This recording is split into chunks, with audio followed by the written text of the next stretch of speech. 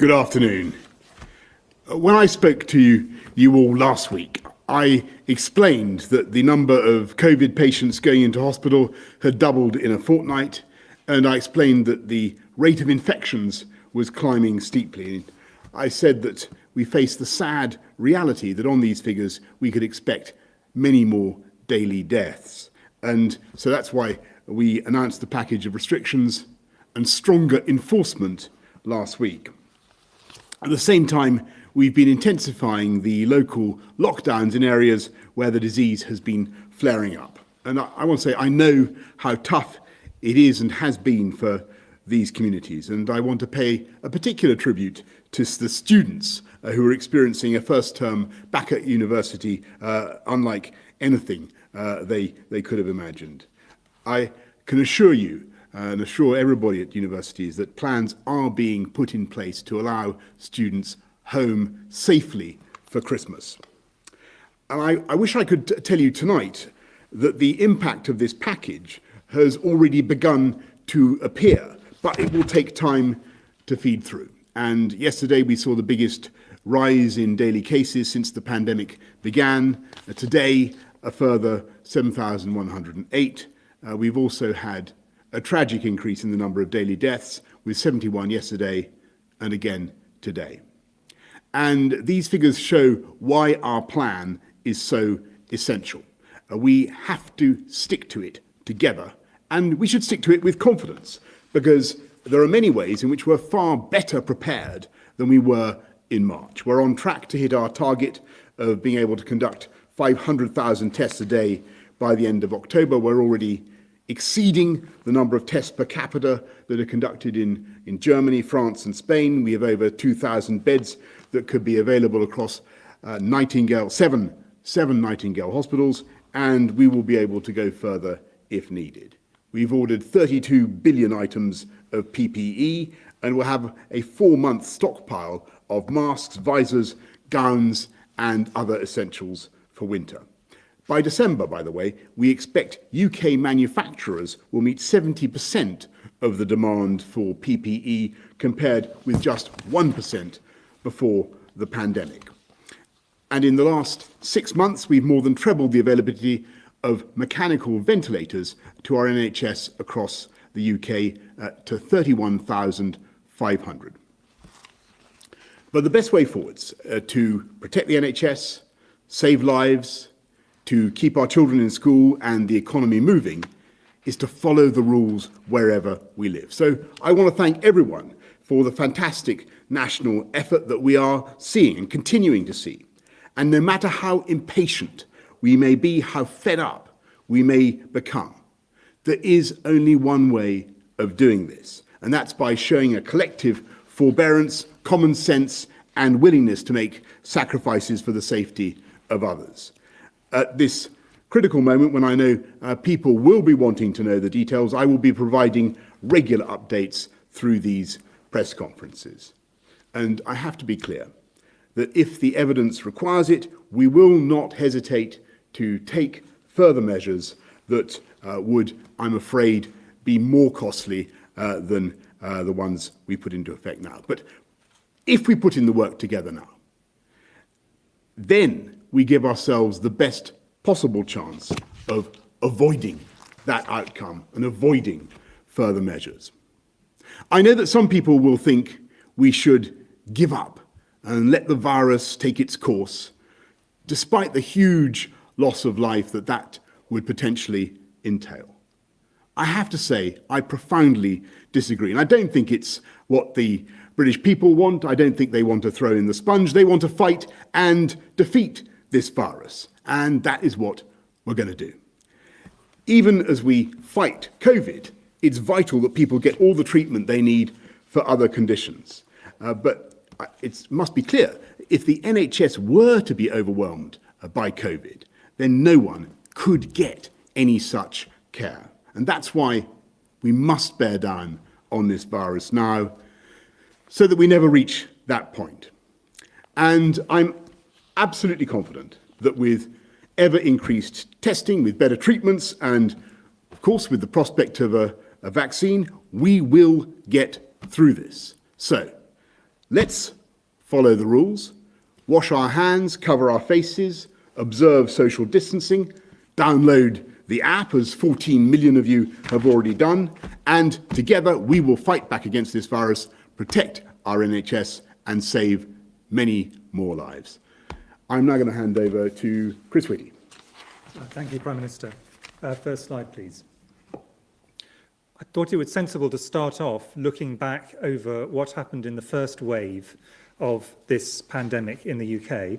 And these are the Office for National Statistics data, the ONS data, showing all-cause mortality, which is the most important thing to look at, because it includes both the direct deaths from COVID in the red line, but also the indirect deaths, which are the excess deaths over the yearly average from all causes, because as we know, and it's been discussed many times in these meetings, you can have people who die because the health service is overwhelmed, or because the health service is less able to operate effectively, or in the long run, because of the economic impacts of the interventions we have. So all-cause mortality is critical.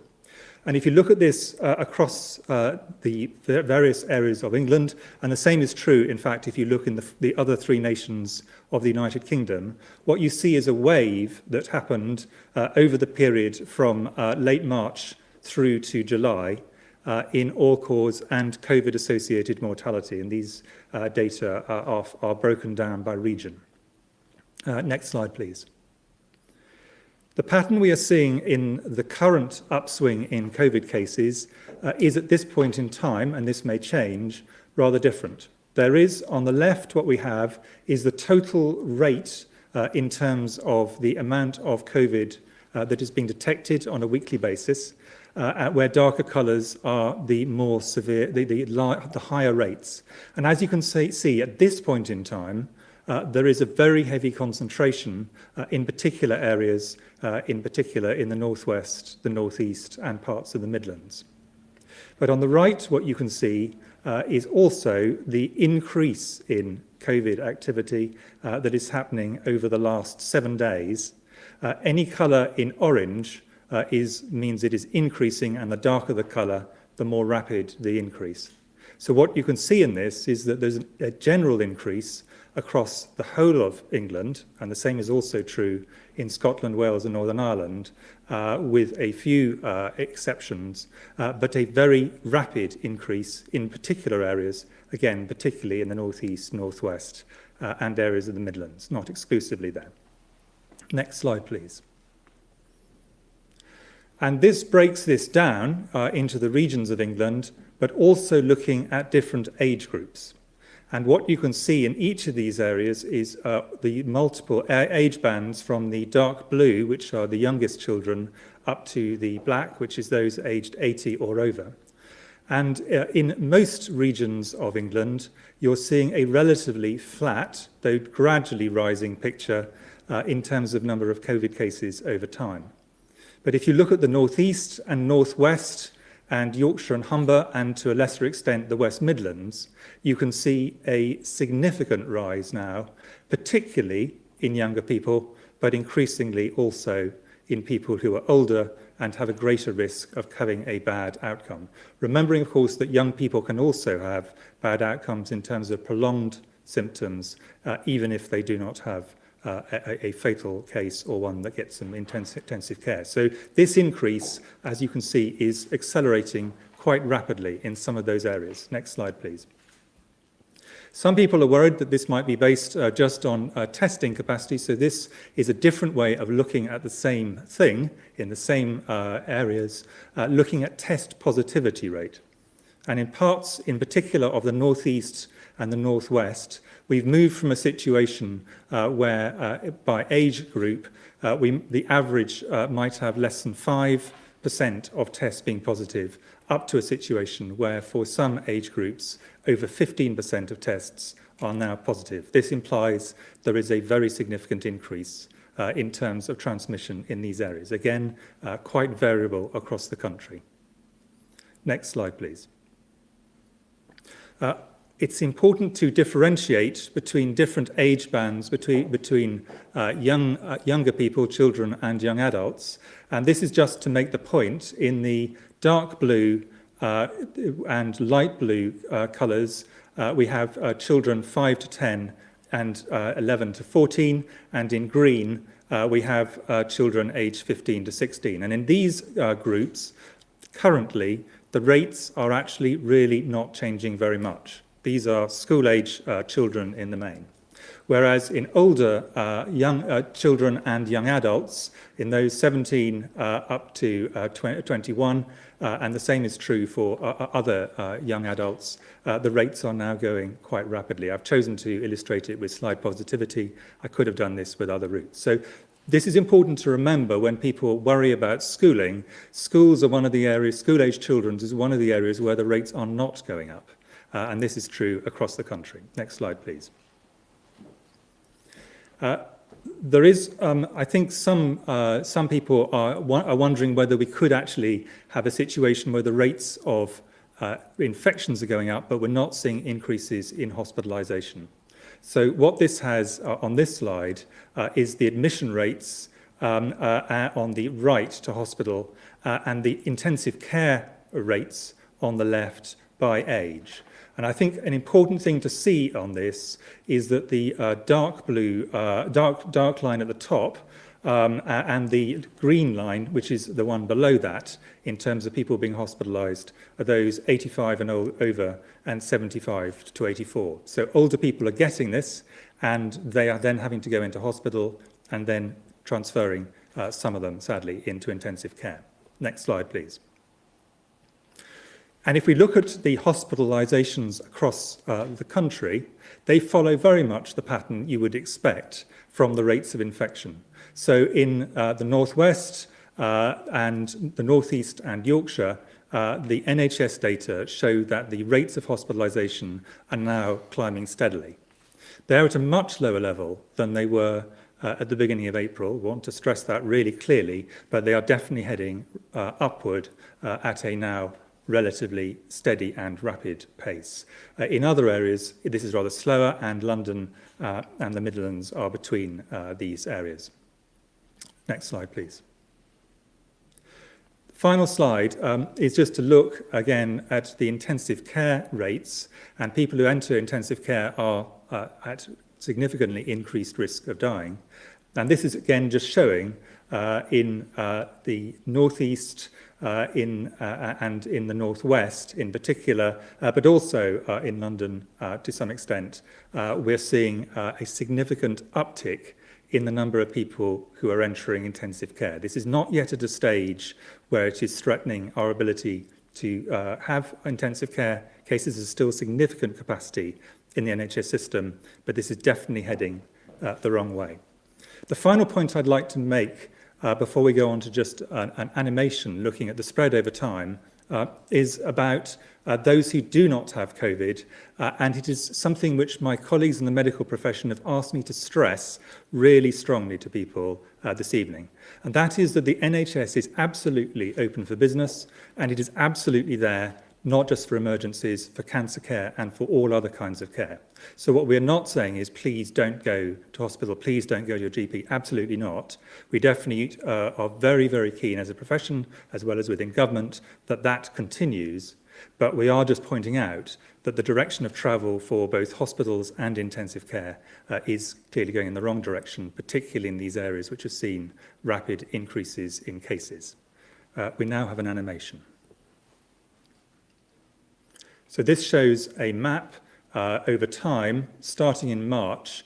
Lighter colours are small amounts of COVID. This is how it spread in the first wave.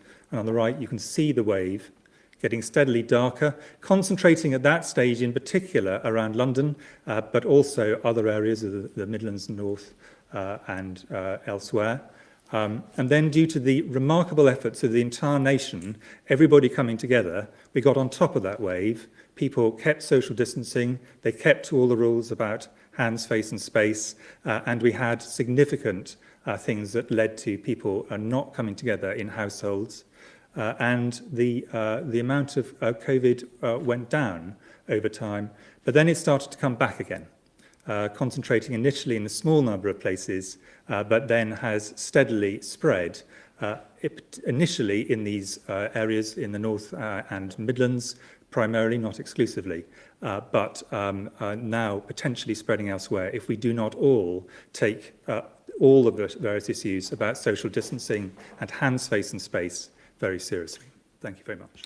Thanks very much, Chris. And I think that point about the NHS and the capacity of the NHS and the openness of the NHS to people to go and have their issues dealt with is very, very important. But obviously that becomes much less possible if we get an increased spike in the disease across the country. Let's go to questions from the public first.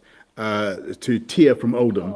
That the appropriate support is available across the UK for young people to be able to fulfil their potential moving through these times of uncertainty, as lockdown and COVID-19 have affected young people's mental health, education and youth unemployment has risen.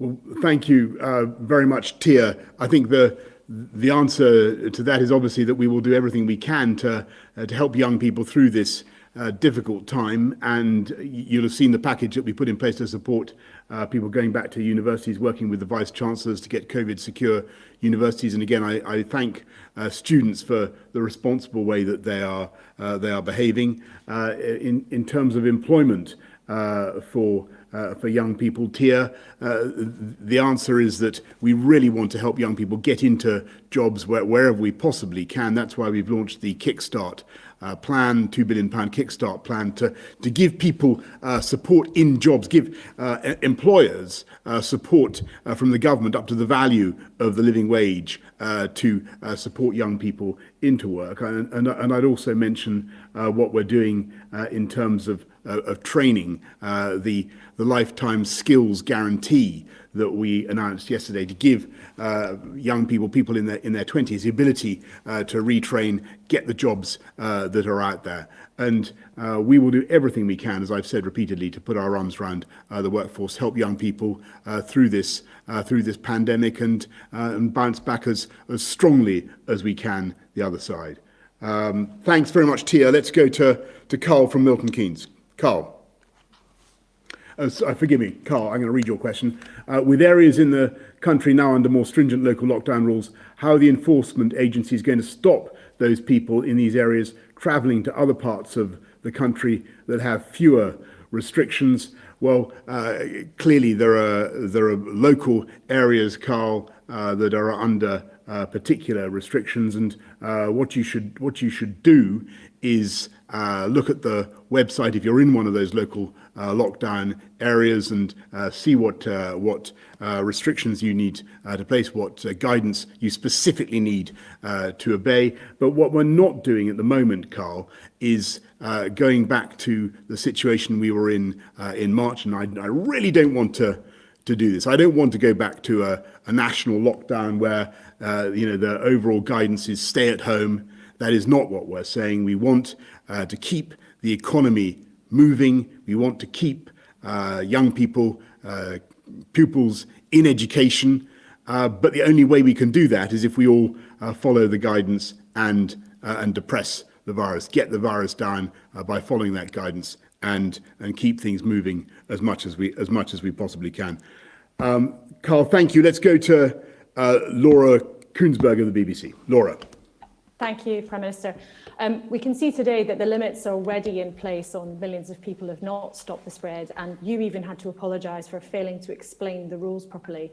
How can people have confidence in your government's approach? And can you give people your honest assessment?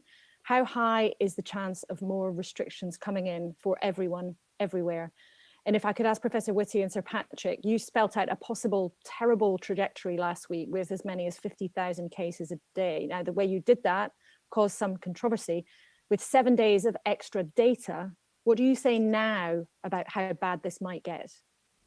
Well, Laura, the answer is, I'm afraid, entirely dependent on how effective we are now collectively in driving down the virus. And we know we can do it because we did it before, and we did it in March and April, and by collectively working to stop the transmission of the the virus from one person to the next, from household to household, as we did in March and April, we greatly reduced the number of deaths. We massively reduced transmission. What we have now is a package of measures that we brought forward last week, and it's a combination of national measures, the increased enforcement of the rule of six, the restrictions on hours of hospitality, the measures, the intensified measures on wearing face masks, plus the basic hands, face space, national measures, and then with tougher enforcement, and then local lockdown measures as well. And what we hope is that if people obey the guidance, fulfill the guidance in the way that they can and in the way they have in the past, then we'll get the spread down again. That's what we're working towards. And the strategy is to do that whilst keeping the economy open, the vast bulk of the economy open, and keeping young people in education. Those have got to be absolutely crucial priorities for our society. So I'm confident that we can do it together if we follow the guidance, but our success will have to be judged, I'm afraid, in the days and weeks ahead as we look at the numbers that come in. And as I said in my statement earlier on, it is still too early to tell whether that budget, that package of measures, is being successful. And its success depends on all of us working together to follow the guidance. Chris and Patrick, sorry. Thanks, Laura. There were three messages, really, that we were trying to get across in terms of the data.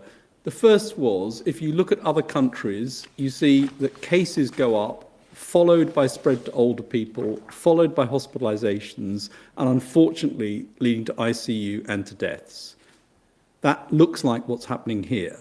The second message was that cases were already increasing at the time that we gave that presentation, and you could already begin to see increases in hospitalizations, which, as Chris has shown, have increased further since. The illustration was to point out that epidemics either double or halve, they're either growing or shrinking, and doubling means that things go very big quite quickly. So things move quickly. And when things double, you see that exponential growth, which means you end up with very high numbers, and it means you've got to act quickly in order to deal with that. And as Chris has laid out today, we're seeing quite fast growth in some areas of the country. It's not uniform right the way across the country, but there's clearly fast growth in some areas, and those numbers are going up. And unfortunately, as we've seen, not only cases going up, but we're already seeing an increase in deaths. So things are definitely headed in the wrong direction.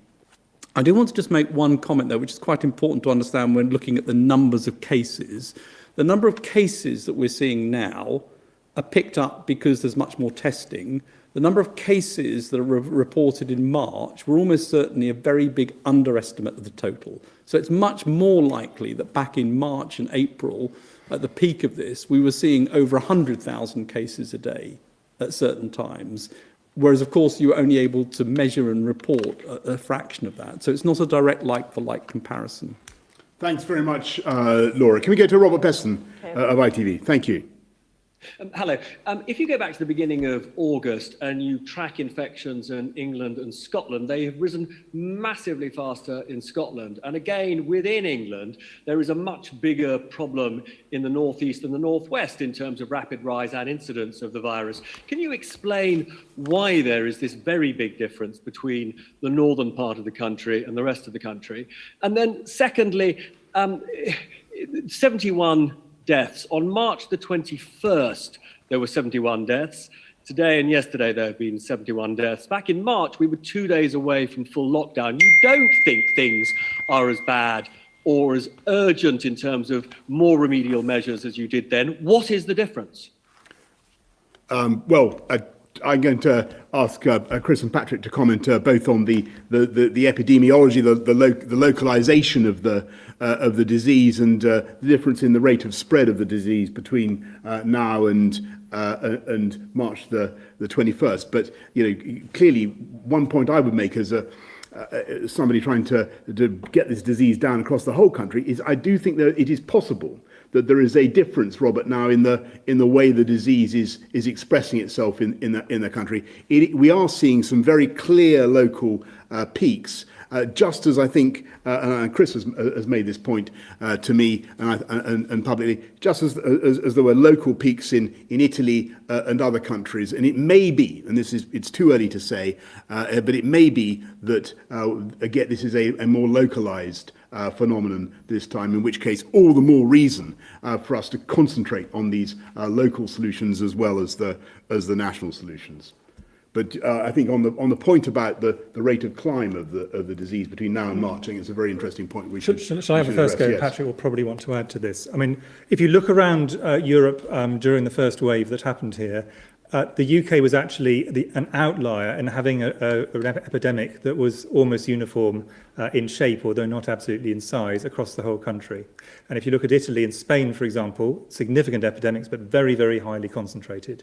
Now, it is possible that in this next stage of the epidemic here, we will have a pattern more like that, where it is more highly concentrated in certain areas, lower rates in the others. But it is far too early to say that. We've got a long winter ahead of us, and a lot could happen over that time. So I think to predict forward from here would be a big mistake. But it is certainly possible that if we all work together, if everybody follows the guidance, then we could actually contain it within the areas where it is in the way that happened to some degree, as I say, in Italy and Spain. In terms of where we are compared to where we were in March, you're absolutely right in terms of your numbers. And Patrick and I have had the privilege of being attacked both for being too pessimistic and too optimistic on the numbers. The reality is that the doubling time at the moment is slower than it was in March, when it was 3 to 4 days. And that was one big difference. And in fact, one of the problems we had in the first wave was I think we initially underestimated how fast the doubling was occurring at that stage. And it's very important we don't do that a second time, because once exponential growth starts, as Patrick has said, things go very quickly. Also, we are going up from a base, the sort of the tail of the first wave, in terms of deaths, is still occurring, and then these new ones are on top. So it's not a straight like-for-like comparison. But you are completely right that this small number of deaths now shouldn't reassure us that we won't be in relatively short order in quite difficult places, certainly in the regions where we're seeing significant growth at the moment, where pressure on the NHS could happen sooner rather than later if we can't get on top of it really quite fast. Yes, numbers of cases are going up, hospitalizations are going up, ICUs going up, and unfortunately, very sadly, so are deaths. And that means that this is headed in the wrong direction. There's no cause for complacency here at all. And sticking to the social distancing rules, I mean, this virus spreads because of close contact in certain environments. So we all need to make sure we reduce the number of contacts we've got. We need to reduce contacts in certain environments, particularly indoor spaces, poorly ventilated. And we need to make sure we reduce the probability of coming into contact with somebody who is infected by all of us making sure that if we have symptoms or we're contact, we isolate and keep out of circulation. It's going to be absolutely critical. Thanks very much both, and thank you, Robert. Beth Rigby, Sky News. Thank you. Prime Minister, at the last press conference when you announced the rule of 6, your parting words for us all were socialising gatherings of no more than 6, inside or out. That's the way I think we can beat the current outbreak. But 3 weeks later, the numbers are clearly going in the wrong direction. You just said that you are prepared to introduce national measures if the evidence requires it. Have you 3 agreed a threshold at which you will have to introduce national measures? And to Professor Whitty, the COVID surveillance survey shows the virus is overwhelmingly spread within households or with people visiting other households. And yet on this measure, different nations have gone in different directions. Is that because different chief medical officers have offered different scientific advice, or is that down to different political decision making? And are you personally mixing with other households at the moment? Right, Beth, just on your your first question. I think the best thing I can say is we keep all of this under constant review, and as you can imagine, ministers and officials are really meeting more or less round the clock the whole time, watching what's going on. The JBC, Department of Health, PHE, we're watching round the clock what is happening in all the areas where we have cause for concern. And as I said earlier on, we will keep all measures under review. We really don't want to go back into the kind of stay-at-home national lockdown that we saw in March and April. That's not what we want to do. We think that we can beat it by other means. We think we can beat it together by the means that we've described. But we've got to watch what's happening, and we will. On the question specifically to me, the reality is that in different countries, we're all broadly using the same groups of things that we're doing. I think people always highlight the differences. In fact, the similarities between people's responses are considerably more striking than that. But there are inevitably variations, and a lot of them are to do with what is the local traditions about how things are actually operated, how people socialise in different spaces, which do vary. They genuinely vary between different countries. And then some of it will be to do with what seems to work in a local environment. We're all, however, trying to pick our very difficult way between doing not enough and therefore not getting on top of this virus, and doing too much where we do get on top of the virus but do unnecessary harm socially and economically. And it is, the economic impact of that on health in the long run would be substantial. So trying to find a way through, and it is slightly different in different countries, and in some cases bit more than slightly different, but I think that the differences are always highlighted, and the similarities, I think, are actually much more striking.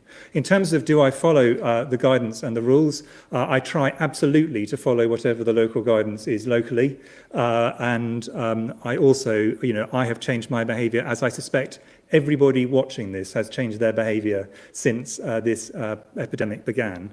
And if the rules tighten up, I will try and follow the new rules. That is completely what we all should be doing, because that is the only way we collectively are going to get on top of this.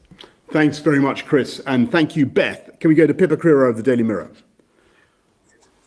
Hello. Given everything that we've seen and heard over the last couple of weeks, I wonder whether Professor Whitty and Sir Patrick, you have any concerns that the government may not be going far enough, fast enough to get the R8 under control. And Prime Minister, if you look in shops and on public transport, it's quite clear that there's still loads of people that are not wearing masks or following the guidance. What would your message be to them? Well, just first, Pippa, let me just say what I've said to everybody. Please follow the guidance, and bear in mind that you're doing it not just to protect your neighbour, but ultimately somebody that you transmit the disease to could end up infecting someone that you love. It is absolutely crucial that we stop the spread of this disease. Wear a mask on transport in the way that is recommended, and bear in mind that the fines are now very considerable, and they will be imposed. Well, in terms of your first question, it's very clear that rates are still going up. And so we don't have this under control at the moment. And the increases that Chris has described in some areas are of concern. And as I've said, will lead to further problems. So it's incredibly important that the adherence to the principles of trying to reduce contact in the way that I've described are critical to get this under control. And the decisions that need to be made are clearly very difficult. None of them are risk-free. They all come with some cost, and that's human cost in some form or another.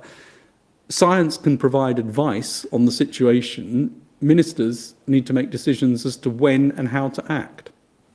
Thanks very much, Patrick, and thank you, Pippa. Can we go to Chris Smith of The Times?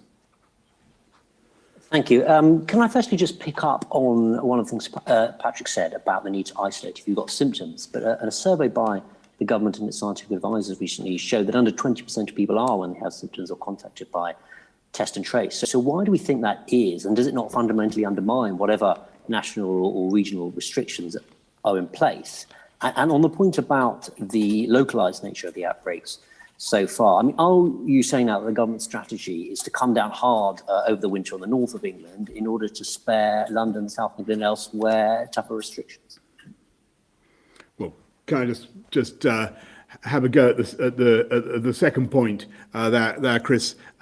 What we want to do is just stamp out or bear down on the virus in such a way as to get the R down below 1, where we need to do that most, and that's clearly in the areas that we've identified. That's why the extra restrictions that are coming on in those areas, and the faster we can get it done, the better. And it's all about compliance, all about getting on. If you have any doubt at all about what to do in those areas, get on the website and check out what the restrictions are. But working together, I've absolutely no doubt that we can do it. Maybe I'll have a go at the first one, and then Chris can come back in. I mean, I think, just as a general comment, it would be wrong to take from this that this is a problem that's only in certain areas. It is worse in certain areas, but there is evidence of spread everywhere, and we need to be mindful of that, and everyone needs to take precautions across the country. Your comment about isolation, it's very, very important that isolation does occur. The point of testing is not to get a result on its own, it's to make sure that you take action, and isolation is clearly part of that. It's important for symptoms and it's important for contacts. And if we don't isolate, we will end up with more people circulating than, well, you don't want anyone circulating ideally, but you'll end up with people circulating and giving the virus to others. So the isolation is important, and you're right. The study that came out in a few weeks ago suggested low levels of self-declared intent to isolate, and that was from a few months ago. I think the figures more recently may suggest a slightly more positive picture, but it's for all of us to do. I mean, it's something that you can't literally enforce upon people. It's something that we need to do and take accountability for, because by not isolating, we're increasing the chance that others will catch it. And of course, it will spread amongst the age groups and cause the problems we've described. Chris, do you want to? Sorry. Well, I think the only thing to add is that I think there is, when you look at polling or other data, the great majority of people are very supportive of this, and the great majority of people wish to do it. And the support for this is strong because people wish to get on top of this, because they realise this is the way they can protect their neighbours, their families, and the NHS. And that is really clear, I think, and has been remarkably consistent, and is a strong tribute, as always, to the remarkable altruism of the British people. Yeah, it's difficult. So just listening to this, I realise there is a slight danger of people getting the wrong message from this, in the sense that, yes, of course, and you're right to pick this up, Chris. Yes, of course, it is more acute in these particular local areas, but it is vital to stress that this remains a national threat and a national challenge, and we all have to fight it together. We can't just expect it to be solved, in the parts of the country which we, I think are particularly affected. It's down to all of us. Jonathan Walker, Newcastle Journal and Chronicle.